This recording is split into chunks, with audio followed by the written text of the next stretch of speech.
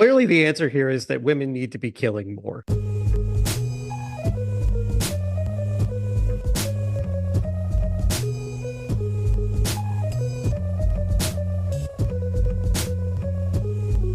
Hello, fellow netizens, and welcome to Scandalous Games, the show where we take a closer look at video game-related controversies. I'm Kevin Impellizeri, and I do the research and share a story of a video game-related controversy to my friends. I'm Phil, and you might as well consider me a video game newbie. I'm Kate.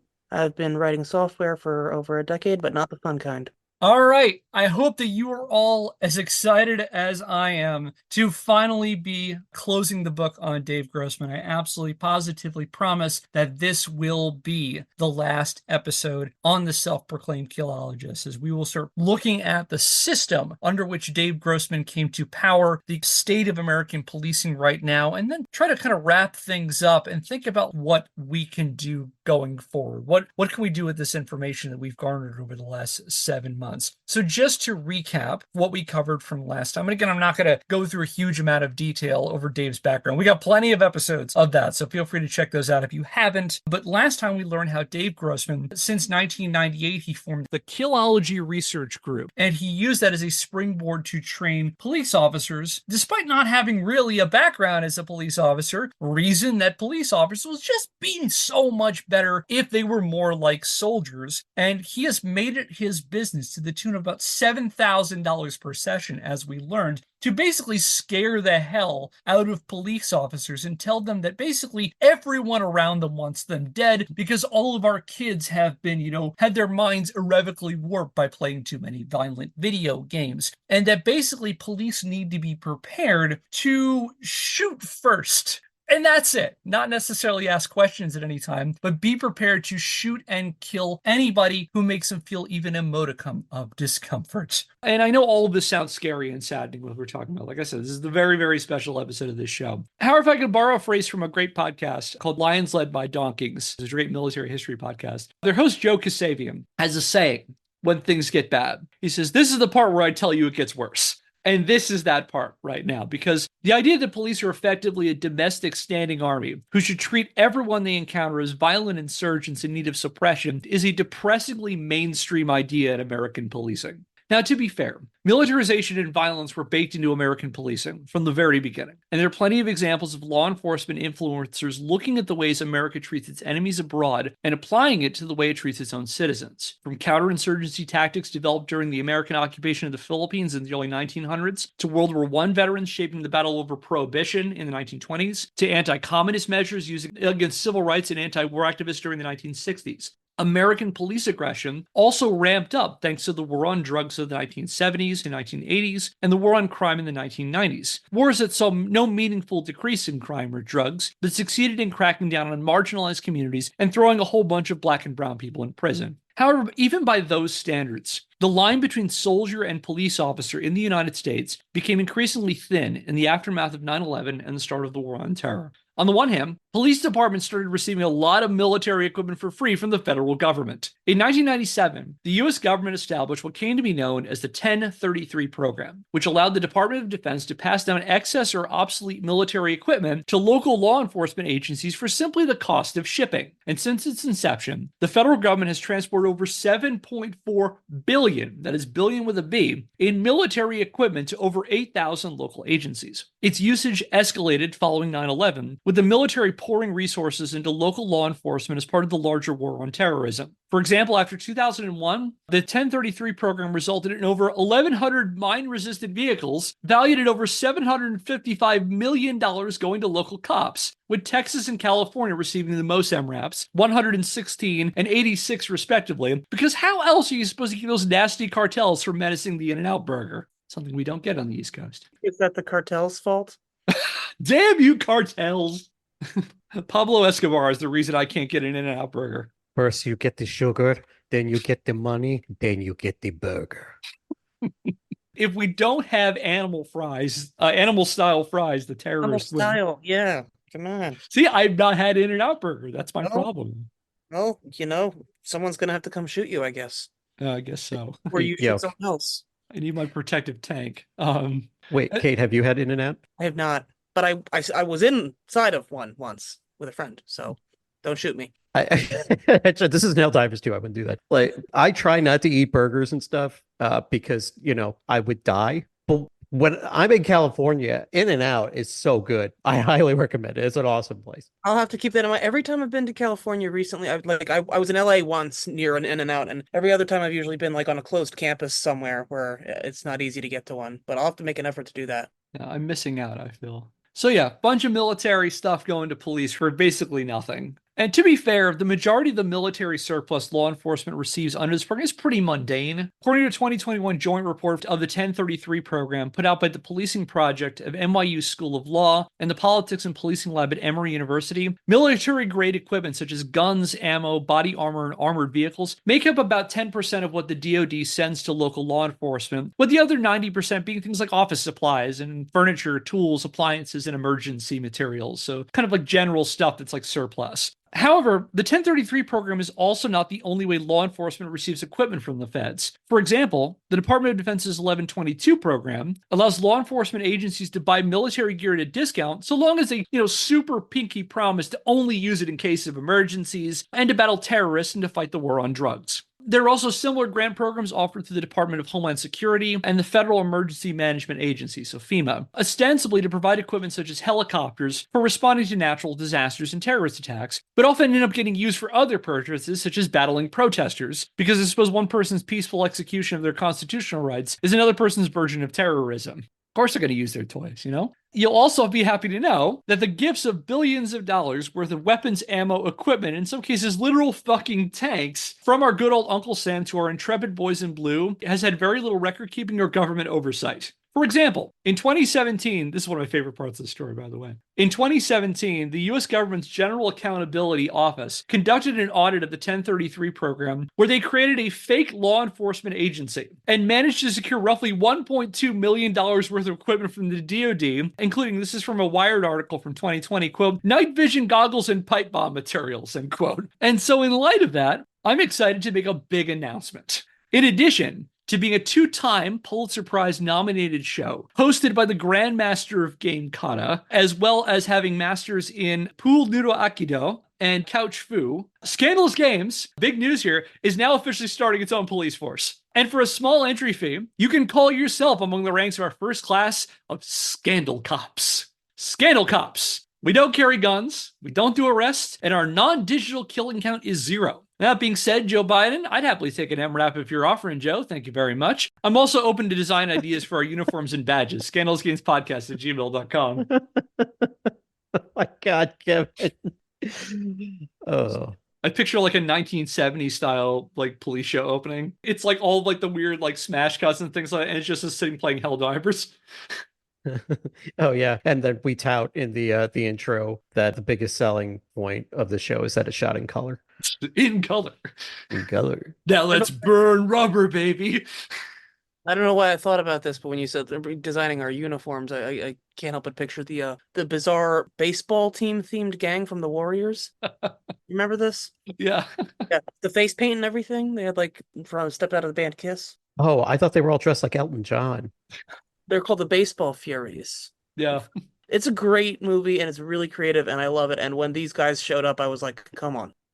It's a lot of coordination. Those cotton jerseys have to itch like crazy too. Well, I like to think like one guy he's like hurriedly finishing up his face paint before he goes out the door to go fight the other gang. Hang on. I remember doing Little League as a kid, and with the face paint and you had to beat people up with bats afterwards. Oh yeah, it took forever to get that face paint right. But I remember hating doing Little League for a number of reasons. One, I was awful at it, but those uniforms itched like crazy. Can't imagine those poor gang members in their baseball uniforms. That is one of the most flamboyant movies that was intended to be a completely like macho, archetypal like male macho beat you up movie, and then everybody comes out dressed like they're in a Broadway production. Yeah, it's like it suddenly turns into West Side Story, which is fine. I love West Side Story. Like, We got costume themed gangs. Like it's like maybe probably be more accurate. It's like it's the '60s Batman, and we've got all the themed henchmen and things like that. there you go. All right, so yeah, the federal government has all these programs that allow police to get all sorts of toys, from mundane stuff like office equipment to actual things like guns and ammo and explosive devices and tanks. You'll also be happy to know the feds are not the only folks arming America's police, because corporations are frequently in the police business too. Take, for example, one of many examples I could offer, private police foundations, which are nonprofit organizations dedicated to equipping police departments. According to a 2021 report by the Department of Justice, there are 250 private police foundations currently active in the United States. Pretty much every major city has a police foundation devoted to that city. So Nonprofit Quarterly did a history on them in an article on August 5th, 2020, and they talked about how private police foundations in America date to the late 60s and early 70s. And from their inception, they have involved funneling tons of corporate money into police departments with, just like those military programs, very little oversight, very little examinations about how the money is being filtered through these nonprofits as kind of an intermediary into the police system. For example, the National Police Foundation, which was one of the earliest private police foundations, was formed in 1970 thanks to a $30 million grant from the Ford Foundation. And checking the donors and leadership of modern police foundations reveals similar corporate connections. So when people talk about,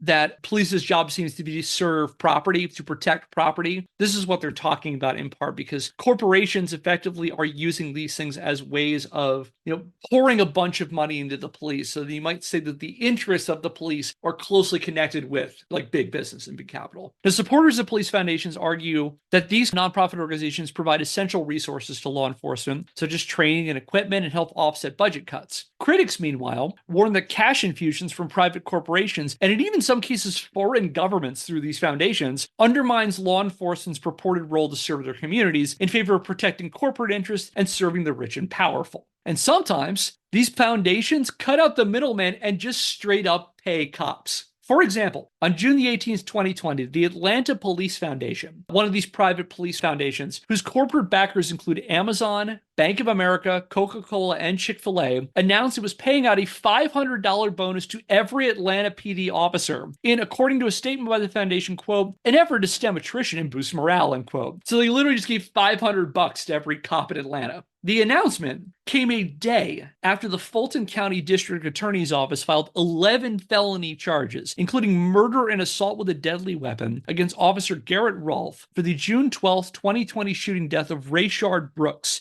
a 27-year-old man, wherein following an altercation during a DUI check, Rolfe fatally shot Brooks twice in the back and kicked him as he bled on the ground. In response to the charges against Rolfe, several officers called out sick in protest, a common practice known in police circles as a blue flu, where a bunch of them just call out sick one day in protest, usually to some level of accountability. And as an aside, Rolfe and his fellow officer, Devin Brosnan, who was also charged with assault in the case, were cleared of all charges on August the 23rd, 2022, because of course they were. And for a more recent example of the intersections of police foundations literally paying cops, on February the 20th, 2024, ProPublica reported that St. Louis, Missouri Police Chief Robert Tracy, on top of his taxpayer-funded salary of $175,000 a year, received an additional $100,000 a year salary courtesy of the St. Louis Police Foundation, a local nonprofit organization whose leadership team is absolutely stacked with corporate presidents, CEOs, and managing directors representing the likes of Anheuser-Busch, Nestle Purina, and the St. Louis Cardinals. So in this instance, like, private money is literally paying the police. And then that question is, where do their loyalties ultimately lie? What kinds of systems will they preserve? And that's a lot of the question with these things. Well, if corporations are funneling all this tons of money that's basically giving them to police, they might be more incentivized to, protect corporate interests than they would say, private citizens in their communities. So, Kevin, do you think there's a connection between a message like Dave's being popular and that source of funding? Ooh, it is possible. I wonder how much intersection there is between corporate money and Dave too. Or at the very, actually, there actually is a pretty good connection because, I said trading materials. And one of those things that money could go, say, for example, I want Dave Grossman to come to my precinct and teach this message. And $14,000 is a lot of money. Well, the private police foundation might raise that for me. So I would argue there in that kind of situation that Dave has a vested interest with this as well, because it can help funnel money into him. And hypothetically, you could even go in the reverse direction. You know that corporate interests will pay any amount of money for any type of training for a certain police force, and none exists that costs 14. If the one existed that cost $14,000 a head, they would pay for it, but there's just not one that exists. What if there did? Yeah. Wow, you have $20,000 to burn. Ooh, I have an idea. I was trying to look up a thing. We've talked to a certain degree about Dr. Phil, and Kevin, I think you've talked about like when Dr. Phil will bring on experts, quote unquote, to be on his show, and usually they're promoting a book or something that they've written. And Kevin, I think you've told me, right? Like he's not going to invite someone on to promote their book because they're just smart and brilliant in his eyes. They're paying him, correct? Yeah, I'm pretty sure there's a business connection there. Yeah. Well, the other thing that I've found interesting, and it's easy for me to forget it, is that his son, Jay McGraw, has a publishing company. And I think he executive produces that show, or I don't know if it's still on the show, The Doctors, where like a bunch of doctors sit around and give medical advice. I've never watched it, full disclosure. But his publishing company also publishes a lot of books for these folks, among others. And so I'm just, again, talking about like following the money. It's kind of interesting. And that just seems to always be the case. Yeah, and there's a lot of people who benefit from a system like this. And Dave is part of a larger system of people who benefit from a system like this. And that's in addition to corporations that just provide equipment directly to police departments and they use them as their clients. Like a June 6, 2020 Yahoo Finance report noted that private companies such as AT&T, Panasonic, Harley-Davidson, and Verizon provided a variety of equipment for police departments. So you think about, like vehicles and computer software and, like facial recognition equipment and those kinds of things. They have a direct relationship with police departments for them too. We're talking about following the money. I would highly recommend, if you're interested, to learn more about some of the work of artist Mark Lombardi. He has passed away, but he did that. Like he made these, frankly, very beautiful line drawings but they illustrated real world connections around a number of scandals. Ooh, interesting. However, equipment is only part of the issue, because in addition to police departments packing the kind of heat you need to fight fucking Omni-Man, police tactics and training have also become increasingly militarized. The kind of hyper-vigilant, soldier-oriented training that Dave Grossman peddles is a popular idea among the law enforcement community, where it's known as warrior-based policing or warrior mindset. From the time they enter the academy, police are trained to view every person they encounter as a potential threat, and they need to make sure that in all situations that they are in a position to dominate people and treat them with deadly force if they feel even the slightest modicum of discomfort. As Seth Stoughton, a former law enforcement officer, current University of South Carolina law professor, and an outspoken critic of warrior-based policing, observed in an April 2015 article for the Harvard Law Review, this style creates an environment of hostility and fear that ultimately makes both officers and their communities less safe. Writing, quote, "Under this warrior worldview, officers are locked in intermittent and unpredictable combat with unknown but highly lethal enemies. As a result, officers learn to be afraid. That isn't the word used in law enforcement circles, of course. Vigilant, attentive, cautious, alert, or observant are the terms that appear most often in police publications. But make no mistake, officers don't learn to be vigilant, attentive, cautious, alert, and observant just because it's fun. They do so because they're afraid. Fear is ubiquitous in law enforcement. For warriors, hypervigilance offers the best chance of survival. Officers learn to treat every individual they interact with as an armed threat and every situation as a deadly force encounter in the making. Every individual, every situation, no exceptions. Because the enemy's identities are unknown, everyone is a threat until conclusively proven otherwise," end quote. And I can't help but think, like, imagine if that was a key part of your work training. Wherever you work, wherever you're listening us from, whatever your job is, if there was a key component of your work that at any point someone was going to assault you, someone's going to murder you, you need to be on your toes at all points, hyper aware, hypersensitive, like that's gotta really mess with your head. I can stop you right there. It's called being a woman. And the reason I bring this up is because when women share stories about I'm exhausted having to, carry this cute little keychain that is also a rape whistle or a taser or, something that looks like kitty cat ears that I can slip my fingers around and stab my attacker, that I can, wear my special nail polish and dip it in my drink to make sure that it wasn't drugged, things like that. Often when this is put out there, one side of the negative rhetoric that I don't agree with, but it seemed like, yeah, A, that's awful, but B, aren't you being a little paranoid? Everyone's not like that. And, there's good people. Why are you going around being so paranoid? The world isn't that terrible. And I just find it interesting because what you're saying here about with police, like, no one's going around, it doesn't seem like, correct me if I'm wrong, I'd like to be wrong, no one's going around telling police, like, and this goes back to something we were talking about last time about police are trained heavily to shoot and not trained in de-escalation or disarming anywhere near as much. I'm not saying that there is no training of that variety, but they're far more trained to reach for a gun than to try to de-escalate or to disarm or to bring in a person alive. Well, maybe women should represent more corporate interests. Then you get the funding to be heavily armed all the time.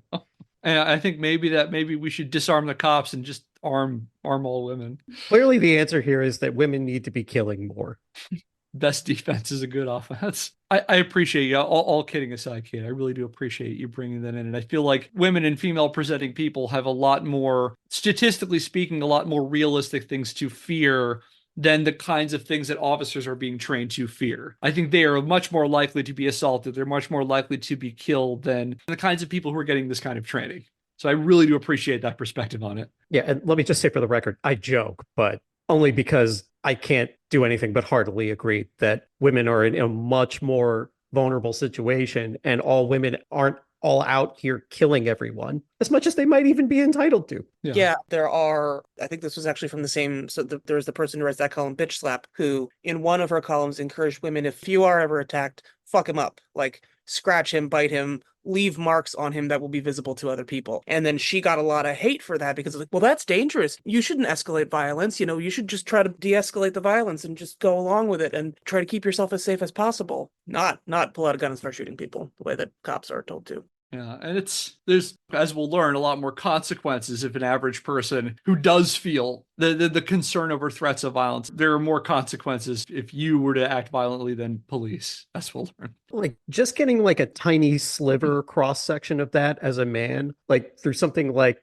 those active shooter drills that you get at work, when they tell you, like, if somebody enters a building and they're looking to kill everyone, here are the places you should hide. And if you can't hide, you should kill the attacker. Like, that's what the training ends with. You should find the biggest, most blunt object, and you should get together. You should gang up on this person with a bunch of your coworkers. You find the sturdiest toner cartridge you can.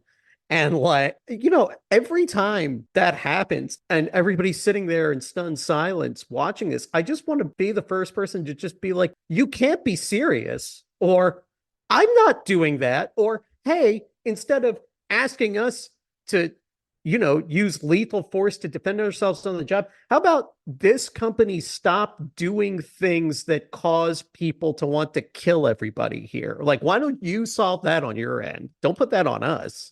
And it's like the state we've been in now where Dave's mentality is spilled out into the larger thing. We need to be prepared to, in that situation, because there's that very famous training video called Run, Hide, Fight, where basically the idea is like you either flee the situation, you hole up and hide, or yeah, you be prepared to take somebody down, commit to your actions and stuff. That's the situation we've been placed in. So that's a bit about the way police are trained to view the world. They're trained to think of that everybody's a threat. And a lot of what Dave Grossman will emphasize in his training is basically that the reason police die on the job is because they let their guard down. That's largely his argument, that in situations where police are in dangerous situations where things go down negatively for them, it's because they weren't vigilant enough. They were not decisive enough. He will emphasize to police that the reason officers die on the job is because they trust people too much. They're too nice. They're too willing to look the other way on things. And you need to be ready basically to take anybody down at any moment. So we've got equipment, and we got this fear-based training. And this isn't even including things like, you know, the number of police officers who are ex-military who end up going into police. For example, there was a study put out in 2020 by Brown University's Watson Institute for International and Public Affairs and Boston University's Frederick S. Pardee Center for the Study of the Longer Range Future that estimated between 19 and 28% of American law enforcement officers are veterans that are ex-military. And that is significantly higher than the general U.S. population. About 7% of the U.S. population are veterans. And so you have people who are coming from a mindset where they're heavily regimented, and they end up going into law enforcement as a kind of natural progression from that. And so militarization of police is both an equipment and a mindset, is basically the way to think about it. That they're being trained to be hyper-vigilant, and they're also given a lot of military-grade equipment too. And what's up? Like, just the level set. I don't think any of us are saying we don't think police aren't under any threat of violence. Like, I don't think anybody's here is saying that police don't actually have to face mortally imperiling threats like that and should not be prepared to defend themselves or enter into like mortally imperiling situations. I think that should be obvious. We're all just making an argument about like, what's your mindset going in? And yes, exactly. What's your mindset going in?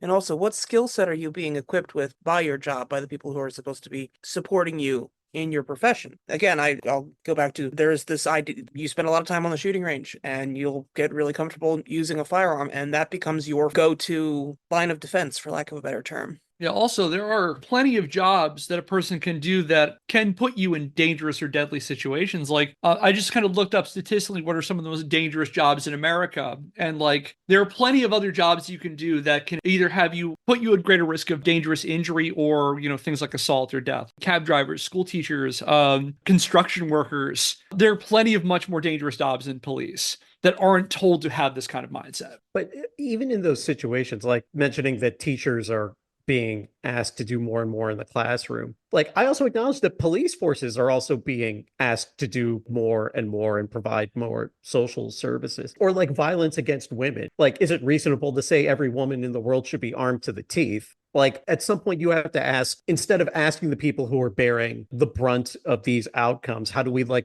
try to mitigate or remove outcomes from the system? Like how do we prevent things from happening for like teachers or women or police officers? Yeah, and cops are people too, and you were going to put in a situation where you're constantly told to be in this like extremely stressful work environment. That is not healthy. That's not healthy for people. People should not be in these hyper stress situations for a number of different reasons, because they can, can lead to health issues, they can lead to substance issues, can lead to mental health issues, and like there are lots of reasons why your job should not create that kind of mindset. In addition to the fact that, like, I think as you pointed out, there's situations that police are also under greater pressure to do jobs that are not necessarily within their job. So for example, like, what happens if someone's having a mental health episode? And the best thing might be to do is have someone maybe who's trained as a social worker or a mental health professional who can, like, for example, talk someone down, who can address some of the issues that they're going through. Putting that all in one job is never a great idea, because there are so many specialized situations and specialized jobs that call for specialized people. And I think it is asking also a lot for police to be put in that position, that they're both supposed to be trained to be,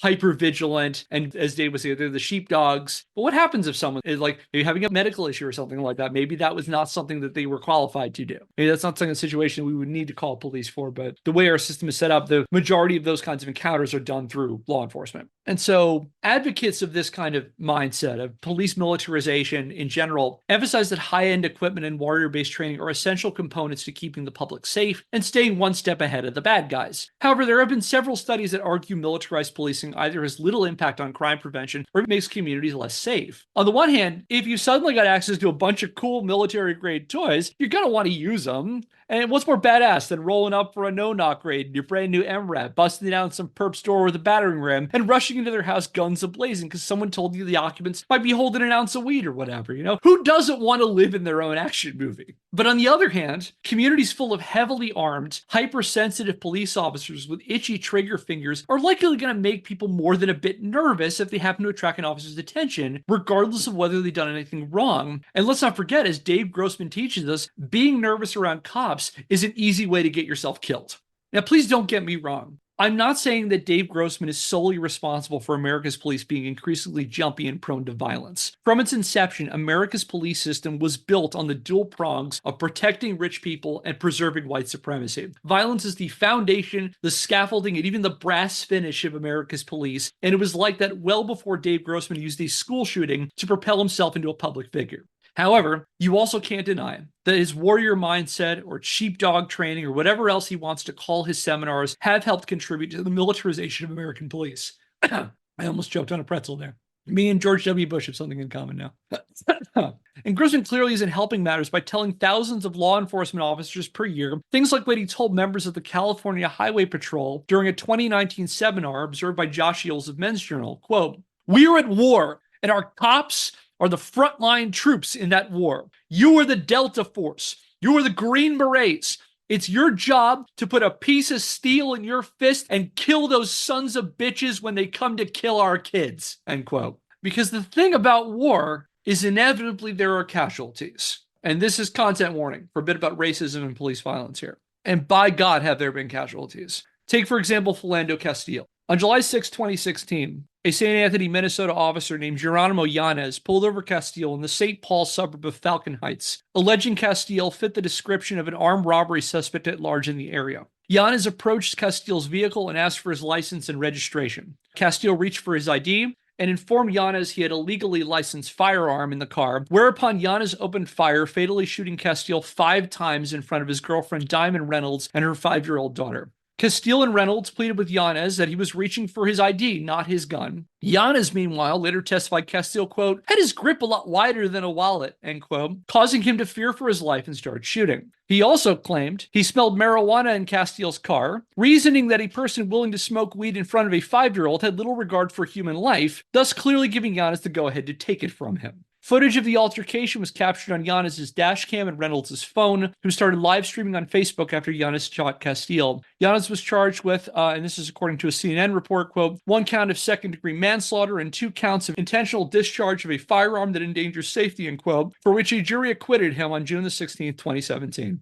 And there's reason to believe that part of what made Yanez nominate himself as Castile's judge, jury, and executioner was he attended Grossman's Bulletproof Warrior course in May 2014. However, I will be clear that this particular class wasn't hosted by Dave. Rather, it was hosted by Jim Glennon, head of Caliber Press, Caliber spelled like a bullet, C-A-L-I-B-R-E. Their logo is in fact the back of a bullet, which is a specialty press devoted to law enforcement training. Dave and Glennon are close business associates. Caliber Press hosts some of Grossman's seminars and published Dave's 2002 book on combat. Now, we're not going to dig into Jim Glennon, but to get a sense of this guy, during one of his seminars in 2015, Glennon told a room full of police officers attending his course in Urbana, Illinois, that he often thinks about how he might need to violently murder people around him. Explaining, quote, I thought about how hard I have to bite someone in their neck to rip their carotid artery out. I think about how far do I have to shove my thumb into his eye socket to gouge his eye out, end quote. And according to Peter Robeson of Bloomberg, in a July the 1st, 2015 article, Glennon's company runs training programs for roughly 20,000 officers per year. He also, like Dave, is no fan of the press, calling out Robeson, who attended that seminar, and joking that if he wrote a negative article, Glennon would come to Seattle, where Robeson lives, and kill him. So that's cool. How we all doing? I knew that was a rough patch right there. It's always sad being reminded of what happened to Philando Castile. I did not know that the cop who shot him attended one of Dave Grossman's trainings. Yeah, and I was trying to find it. I had just read recently, and the investigation is still ongoing about this, so we don't obviously know all the details, but have either of you heard about Dexter Reed, who was killed by police a couple of days ago? Is a black man in the Chicago area. Supposedly, and again, this is ongoing, that there's an investigation into this, that apparently he may have fired a gun first and struck a police officer in the wrist, and he was shot 96 times in 44 seconds by police tactical gear. Now, I'm not saying that if someone pulls out a gun, you shouldn't. Again, we're talking about you'll just go, okay, please shoot me. But this is what we're talking about, just like this, if you'll pardon the pun, this hair trigger mentality. And you hear about these sort of extremely outsized reactions a lot, it seems like. And I think it seems like it is just accepted behavior. And then also that it's often used the response of the person who was killed as justification. Well, there was the one I mentioned a little while ago, the Atlanta situation, that part of the argument that they tried to make was that he had a taser on him and he tried to fire 2 taser bolts at the officer. And then when that didn't work, he turned and ran, and that's when he got shot in the back. And people tried to argue, well, yeah, he was clearly violent. He was clearly dangerous and needed to be put down. And it's like 96 bullets, my God. Well, and as I was looking this up, once I've relocated his name, this just goes back to pervasive systemic racism. As I was typing into the search engine, it auto-completed Dexter Reed police record. It goes back to, what did they do? And not even what did they do in that moment. What have they done? Yeah, they were no saint is usually the litany. That they did something. Therefore, this is okay. Therefore, creating a justification for it. Yeah, so, and a couple of articles were put out after Philando Castile's death about how Yanez attended a Grossman created course. It wasn't taught by Dave, but it's taught by this guy, Jim Glennon, who seems, like Dave, a guy who is pretty quick to think violently. Can I just point out that this is a hell of a lot of hoops to jump through as a nation to justify owning guns. It's just like, we have to sit here and have 10 episodes, each one multiple hours, talking about all the angles here, when we could just get the majority of weapons that kill cops off the streets, and we could encourage the police to de-escalate situations and use the pretext that there are less weapons on the street for that. People should not be looking for solutions in a video game podcast. That's what I'm going to say.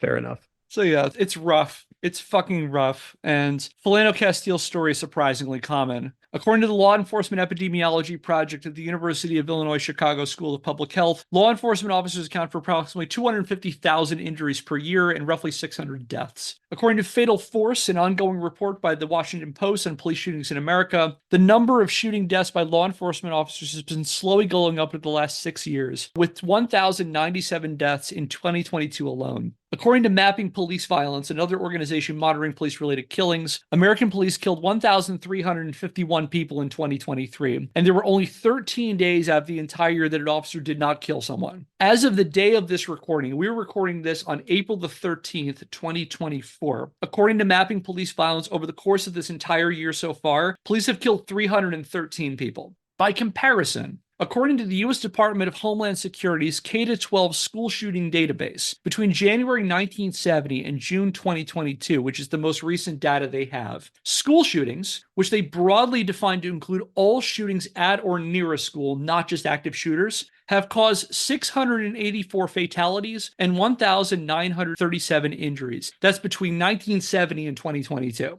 In short, police kill more people in a single year in the US than school shooters have over the past half century. Now, don't get me wrong, both of these statistics are terrible and should prompt meaningful systemic changes, such as making it harder for people to get access to deadly weapons, or here's the thought, not giving police tanks or grenade launchers. I feel like I'm not going out on a limb by saying that. However, it's easy to lose sight of the number of deaths connected to American police every year, and that Dave Grossman's personal war against violent video games as an alleged cause of school shootings has helped contribute to a system wherein police kill more people per year than all the school shooters combined. And marginalized communities bear the heaviest brunt of American police militarization, and victims of police violence are overwhelmingly people in low-income areas, members of the LGBTQIA+ communities, and people of color. According to the Law Enforcement Epidemiology Project, between 2001 and 2021, the risk of injury or death at the hands of police was significantly higher for Black or Hispanic people than for white people, saying, quote, both Black/African Americans and Hispanic/Latinos are twice as likely to experience the threat of or use of force during police-initiated contact. Based on CDC data, Black African Americans are more than twice as likely to be killed and almost 5 times more likely to suffer an injury requiring medical care at a hospital compared to white non-Hispanics, end quote. The report also noted 1 in 4 people killed by police are Black men, despite them comprising only 6.1% of the U.S. population. And this disproportionate police impact on marginalized communities goes further than police shootings and includes a wide swath of aggressive or violent confrontations, such as racial profiling, random searches, SWAT team raids, and a litany of other tactics. And as with Geronimo Yanez, police seldom face disciplinary action, let alone criminal consequences for violent overreach, especially civilian deaths. Philip Matthew Stinson, a criminal justice professor at Bowling Green State University, has tracked criminal arrests of police officers between 2005 and 2018, which he compiled into an online database called the Henry A. Wallace Police Crime Database. According to Stinson,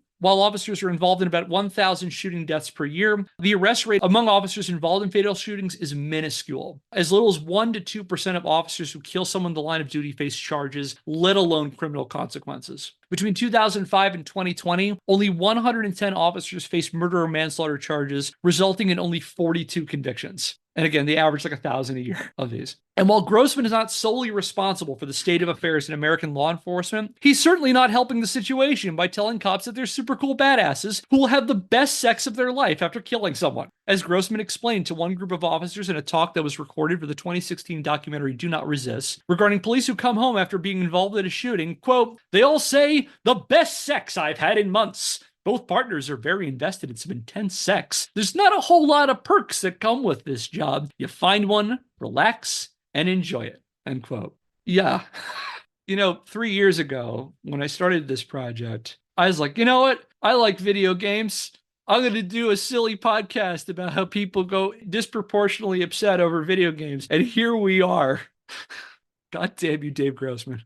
Now, I've never shot anyone, and I've also never had sex, but I've heard that people, after shooting someone, often have the best sex of their lives. Ooh-ah. As long as they have clean underwear. Which I do. I haven't shot anyone. I've never had sex, but I do have clean underwear. Maybe that's why the dirty underwear.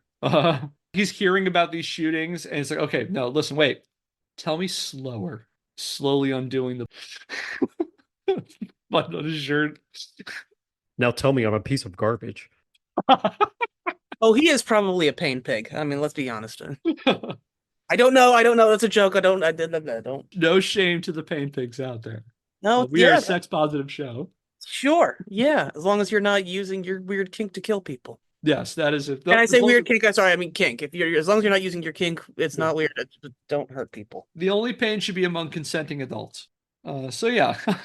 You also not find it shocking that people get upset when police basically get away with murder on the regular, and a litany of deadly encounters have sparked harsh criticism of American policing as an institution, to the point that some people are asking why we even need cops at all. And the May 25th, 2020 death of George Floyd at the hands of Derek Chauvin, a Minneapolis, Minnesota police officer who killed Floyd using an illegal chokehold while his fellow officers looked on, inspired waves of demonstrations in both the United States and abroad. In the backlash to George Floyd's murder, as in previous protests against the deaths of Breonna Taylor, Freddie Gray, Eric Garner, Rayshard Brooks, Philando Castile, and a host of others, police responded by turning all those fancy toys I mentioned a few minutes ago on protesters, conflating overwhelmingly peaceful demonstrators exercising their free speech rights with violent terrorists in need of a healthy dose of repression. This has created a predictable cycle of police-fueled violence where police act violently without accountability, then respond to public outcry with more violence, also without accountability. And all the while, Dave cheers them on and prepares the next cohort of militarized officers in an ongoing war against the American people.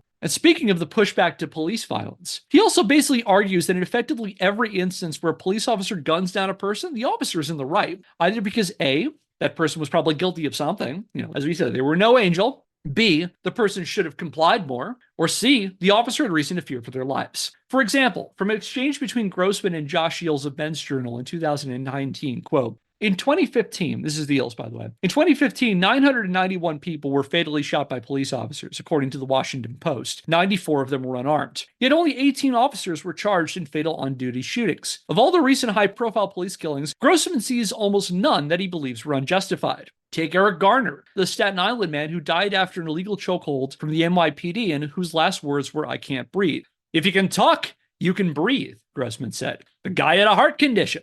The lesson is, don't fight cops when you have a heart condition. Or take Tamir Rice, the 12-year-old Cleveland boy who was fatally shot in a park while playing with a toy airsoft gun. If you had a gun pointed at you, Grossman says, sympathizing with the cop, who for the record did not have a gun pointed at him, that one's borderline. I'm not giving you that one, end quote. He also has a very low opinion of people who protest police brutality. As he explained to a crowd at one of his training seminars that was filmed for the 2016 documentary Do Not Resist, quote, "We are at war, and you are on the front line of that war. When they come to murder the children, the individuals who tried to disarm our cops will be hunted down across the nation. They will be attacked. They will be spit on. They'll be driven deep into their slimy little hole so they never come out again. There ain't nobody in Russia complaining about the militarization of police," end quote. And I'm sure there's nothing problematic about one of the most influential people training America's police looking to Vladimir Putin's Russia as a model in which to build society. But then again, this is the same guy who, backing on killing,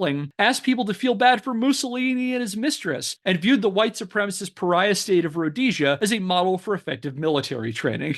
So why is it that disarming, like getting a majority of the guns off the streets, is always viewed as an authoritarian move, but all the measures that are ostensibly taken to combat that are never seen as authoritarian moves? I feel like this is one of those every action is a confession kind of thing. The fact that he's looking so positively to Russia, and that like there are a lot of right-wing dudes who look at Russia favorably, and just like how much the level of repression is in Putin's Russia, is that the fact that that's something that they aspire to. Yeah, not great. All right. However, let it not be said that Dave Grossman was unaffected by people getting all butthurt about police killing people without accountability or consequence. And in 2022, Grossman looked out at the outrage and civil unrest that he played a role in inciting and decided what America really needed during this time of frustration and outrage was for him to rebrand. To that end, he finally retired his profoundly dumb made-up term Killology and rolled out a new name for his line of products, giving it a very post-2016 Trump InfoWars Daily Wire style name of Dave Grossman on Truth. Perusing his website, in addition to booking speaking engagements to the tune of around $7,000, you can also buy his books, which include the classics like On Killing and On Combat, as well as newer ones with titles such as On Hunting, On Spiritual Combat, and probably my favorite of the bunch, Bulletproof Marriage. Is he also John Taffer? He's pivoting into like marriage counseling. Oh, bring up the description of Bulletproof Marriage here. Bulletproof Marriage for $23. That might be okay for Steve Harvey, but it's not okay for Dave Gross. I couldn't even say that with a straight face.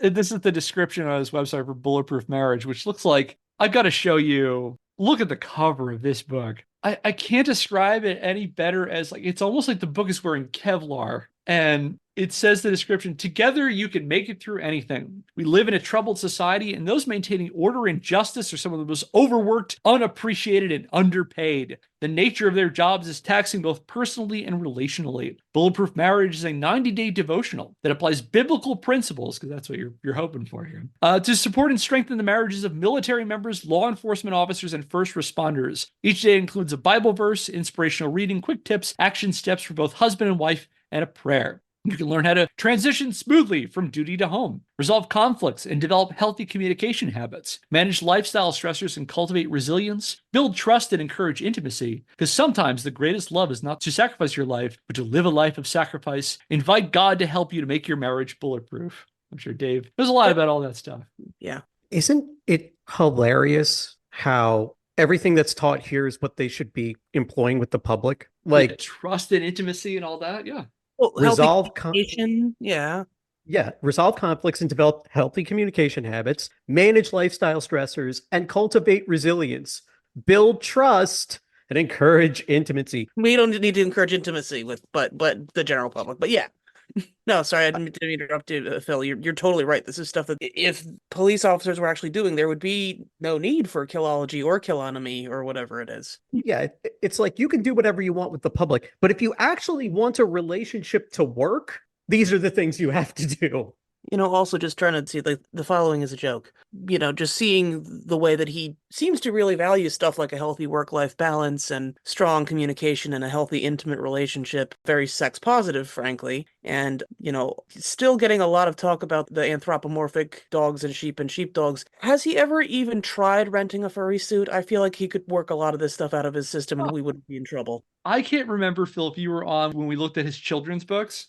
Yeah, come on. Yeah, he has 2 children's books. That came straight out of one of the booths at Gen Con that I'm like, maybe we're not going to buy that because I see what I see. Again, no shame to people who are into furry culture, but that looks like that. Yeah. Even more so. That one's Sheepdogs, Meet Our Nation's Warriors. He has 2 children's books. The other one is even more so. Yeah. Look at this. Yes. Why Mommy Carries a Gun.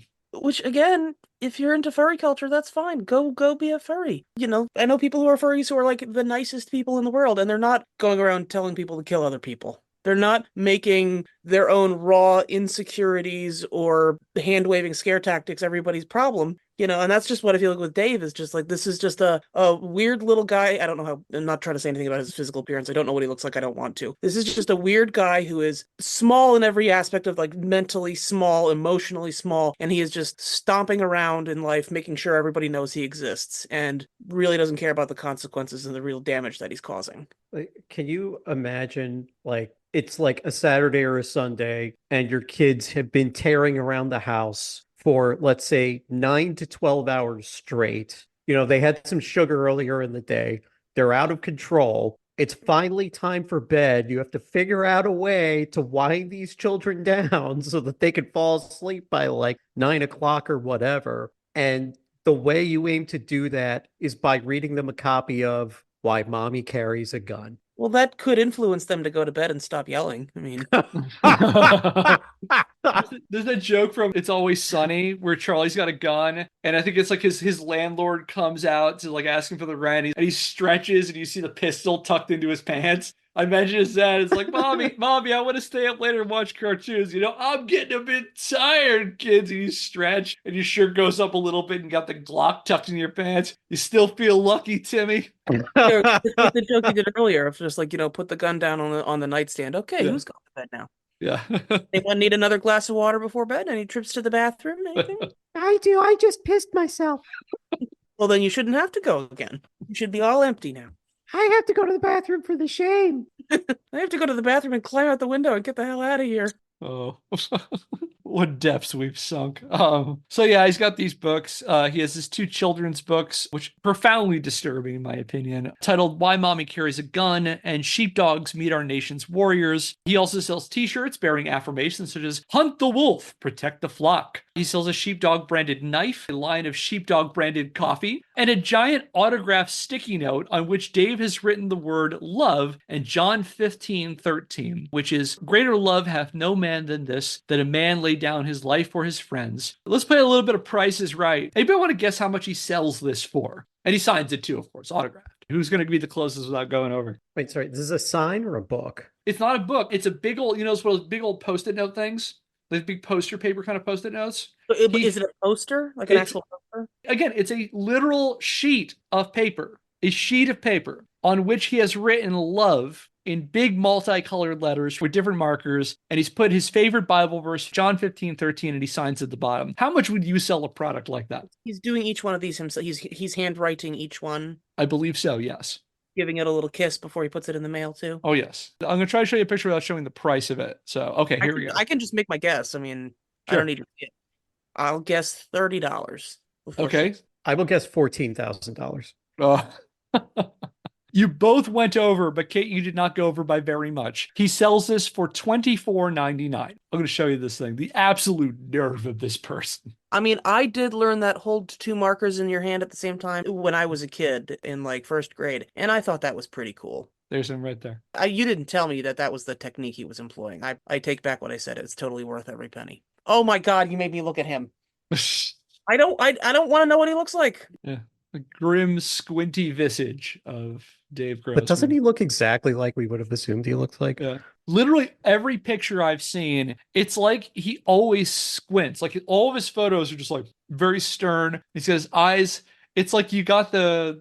Well, there's an old SNL joke is like during one of the Trump investigations where it's like, I want you to look at this piece of paper and give the smallest mad mouth you can give. And he looks like that in all of his pictures. Well, the squinting and the small mouth are both a microcosm of his myopic thinking. Hi-oh.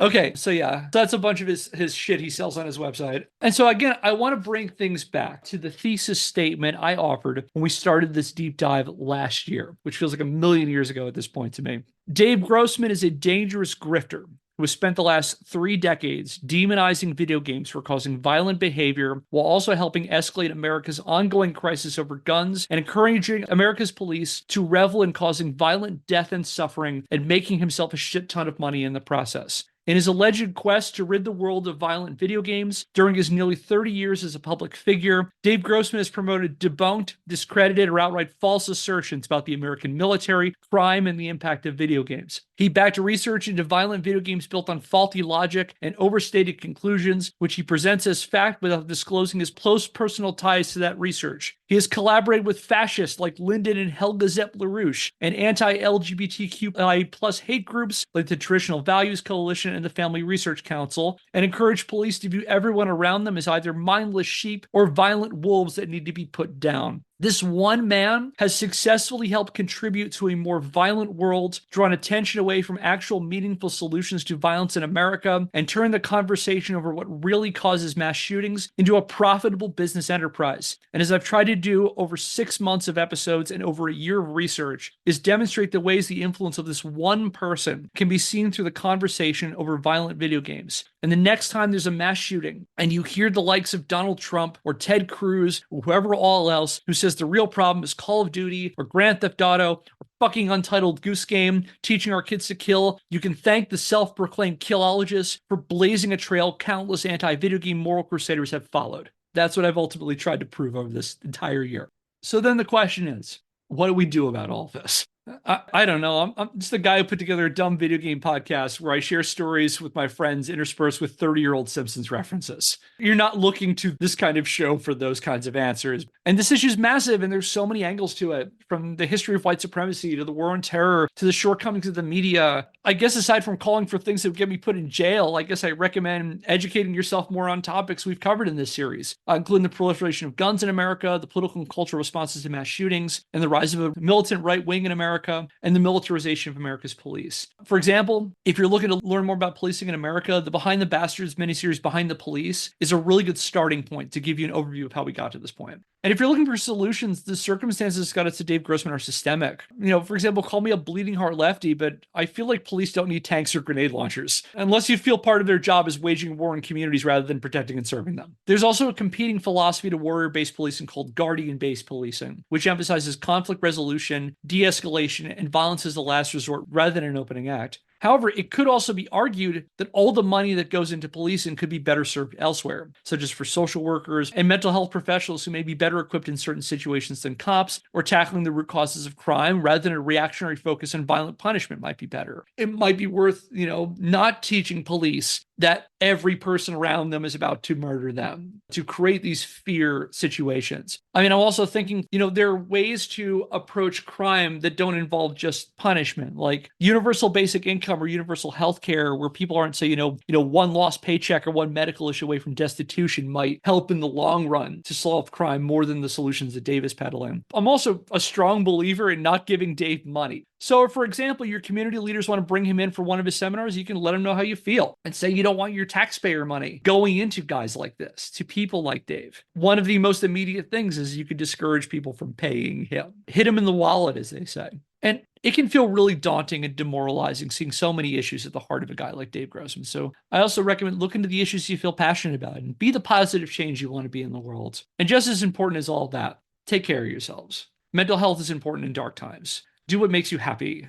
Stay close to family and friends. Exercise, get enough sleep, and try not to drink too much. Play whatever video games make you happy if that makes you happy. And share your passions with others because the world is dark and full of terror, so be a beacon of light where you can. So what's everybody playing right now? I only play co-op. Yeah, I'm not playing anything right now. Helldivers is fun. I meant I only play co-op both literally and as a metaphor for life. Jolly cooperation. And I don't play anything that's also a metaphor for life for me too. Stop playing. Totally valid. Yeah, I've been alternating between Helldivers and I've been playing this game Retro Bowl. I don't know if you know this one, Phil. It's basically someone took Tecmo Bowl's aesthetic and decided to make an extremely deep simulation football game around it. And basically the gameplay is all on offense and it's like Tecmo Bowl where it's like side-to-side football and like you run all the plays and everything, but off the field, you do scouting, you can do drafting, you sign contracts. It's extremely deep for what it is. I got it for $5 on the Switch and it was the best $5 I've ever spent. It's probably my favorite football simulation game. Like Madden's got nothing on this game. That sounds amazing. Oh, it's a lot of fun. I've done 13 seasons so far. And it's quite fun. It sucks me in every time. And the games are all really short. Like the actual game themselves it's 2-minute quarters and it's very fast arcadey and it does all the defense for you. So it kind of sims the defense. So you can play a game in like 10 minutes. And the visuals are fun. The music is very good. It's a good time. I enjoy it. I highly recommend it. You can get it mobile for free. And if you pay $1, you can customize all your teams. I liked it on the Switch because I like having actual controls to do it rather than using your finger, but you can play it on there too. I recommend it. Not a sponsor of the show, but I recommend it. We should get sponsors though. Who would sponsor us? Retro Bowl? Oh, Retro Bowl. Reach out to us. It's one guy who made it. Give us money. You owe me. I played 13 seasons of your game. So if you're looking for something specific you can do regarding David, I, as a longtime citizen of the internet, will recommend one small way that I think you can make a difference. And this is actually going to pull behind the curtain a little bit and tell you how I learned about this topic in the first place, how I got into Dave. I first heard the name Dave Grossman way, way back before I started the show when I started researching Jack Thompson. And I read Jack Thompson's memoir, Out of Harm's Way, and he mentioned first meeting Dave Grossman, that thing that both you, Phil, and Kate did that wonderful dramatic rendition of. I'd never heard of Dave at that point, but the fact that Jack saw him as such a big influence got me looking into him. And not knowing who he was, but intrigued that Jack saw him as such an influence in his moral crusade, I started looking closely into him. And so my first spot was I checked out his Wikipedia page. And just to get a general idea of him, I didn't obviously use it as my end-all be-all source. And I just to kind of read up on this person. And then eventually I went back to it after I'd done a ton of this research. And what's really interesting about Dave is his Wikipedia entry is surprisingly Spartan for a person who has been active since the mid-1990s. And it's, to put it mildly, a controversial figure, at the very least because of his police training.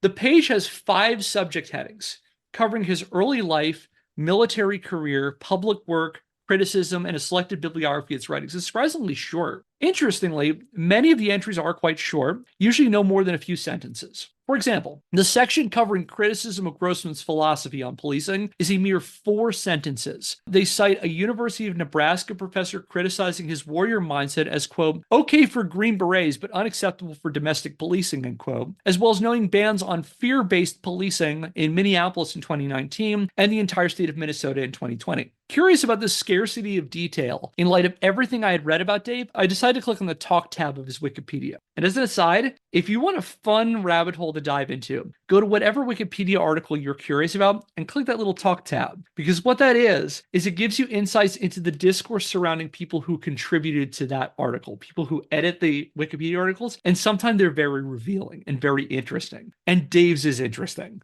So because of this, I quickly learned, so I said that short thing on Dave on the Wikipedia, I quickly learned that Dave Grossman's page has been something of an ideological battleground over the last several years, to the point that one headline in the talk tab simply declares, quote, guys, please stop the edit warring, end quote. Reading through the comments, there appears to be 2 camps on the Dave Grossman Wikipedia page. People calling out Grossman for all the stuff we've talked about, misrepresenting his credentials and his relationship to police militarization on one hand, and on the other side, a single user determined, absolutely determined, to make sure none of that stays in Dave's Wikipedia article. So someone is actually running cleanup for Dave on his Wikipedia. Notably, that person's username appears to be their full name. I won't give the full name. I'll just give you what appears to be the last name, Grossman, leading some people on this talk page to question their impartiality in trying to effectively astroturf Dave's image on the Wikipedia.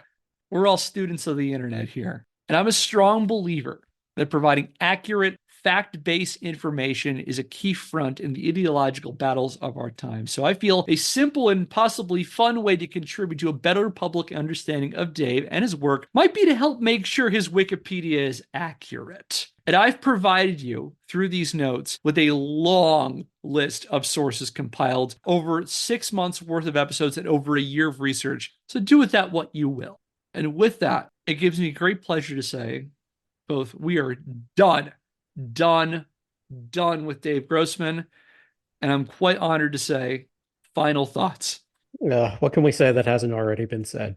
I guess, Kevin, I have one potential ask of you, if you've got it in you, and it's okay if not. I don't like to ask people to do an elevator pitch for anything because I feel like it always just feels like you're put on the spot and you have to try to sell somebody something. And let's say that you were at Wawa waiting for your sandwich to come up, right? And there's a person standing next to you, same thing. So at most you have maybe 2 minutes with this person before you're going to have to leave. And let's say that you know that you could change that person's mind. That person thinks violent video games cause violence and the police should be militarized because they're there to help us all. And Dave Grossman taught me that.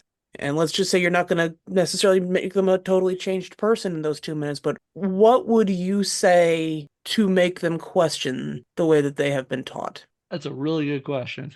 I'm not persuasive. That's why it took me a year to do this. You have so much information, and yeah, we don't have to worry about wordsmithing the exact pithy thing, but in a nutshell, essentially, what would you say to help dislodge some of these dyed-in-the-wool beliefs? I might say that Dave Grossman is ultimately, at the end of the day, a businessman, and that he has created a very profitable enterprise promoting this idea to make people feel like the world is chaotic and dangerous, and that we need very extreme measures to stop it, and that he thinks it's chaotic and dangerous because of things like violent media, but that ultimately all of this does is serve him, that it benefits him, that it directs people to pay him to give speaking engagements, that it directs people to his website and buy his book and his horny children's books. And that's probably what I would say. I give, I guess, the sort of follow the money kind of pitch and talk about how he's kind of a lifestyle guru. He's selling an idea. It's selling an idea that's not necessarily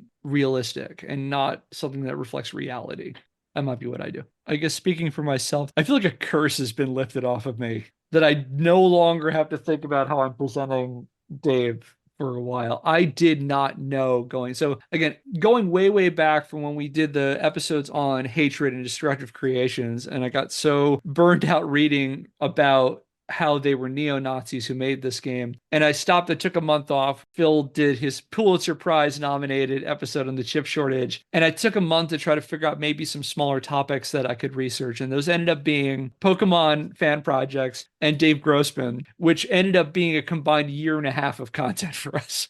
I totally underestimated when I started researching Dave what I was getting myself into. And just kept finding new things and new information. And just like, he is a font of misinformation. Everything he says needs to be treated with scrutiny, because I could have taken 1,000 other assertions he made and done a deep dive into those things and probably would have found 1,000 other interesting stories, just because the way he processes and presents information, there's so many asterisks that need to be presented to it, where he has taken information that goes into weird rabbit holes. Like, I initially, when I started reading on killing, I like kind of glossed over the SLA Marshall stuff. And then I started reading into it and found out that people think that SLA Marshall's arguments are bullshit. And there are lots of evidence of that. And it's just one of those things where, like, the more I dug, the more I found. And so I'm sure that, for example, like if someone else wanted to do this research, they'd probably find more stuff. But all that is to say that it's going to be somebody else's job. I'm taking a break from Dave for a bit. This isn't going to be God. Oh, you put in the time, Kevin. I think you've earned a break. I've aged so much. Yeah, can we talk about something fun like NCAA football? Oh, yeah. So that'll be the next time. When we come back, I might have us take a break. I haven't decided yet, but next time when we come back, we'll be talking more about college football is coming out, and we'll go into why there hasn't been a college football game in over 10 years. And I've been doing a bit of research. Phil, you've been doing a bit of research too. That's fun. That's going to be something. Can't wait. And with all that, it gives me great pleasure to say that will do it for today's episode of Scandalous Games. If you like what we're doing and want to help the show, subscribe and follow us wherever you get your podcasts and leave us a rating. If you want to learn more, check out our website, scandalousgamespodcast.wordpress.com, where I publish the show notes and the sources for every episode. Our theme music is Occam's Seek by Seek Knowledge via the Free Music Archive, used under a CC BY NCSA 3.0 US license. If you have a question, comment, or idea for a topic for a future episode, email us at scandalousgamespodcast@gmail.com. And until next time, I'm Kevin Impellizeri. I'm Phil Thomas. I'm Kate. Thanks for listening. We'll see you next Scandal. Subscribe to Fat Roll Gaming on YouTube. Helldivers 2 content coming soon. Woo! For Super Earth.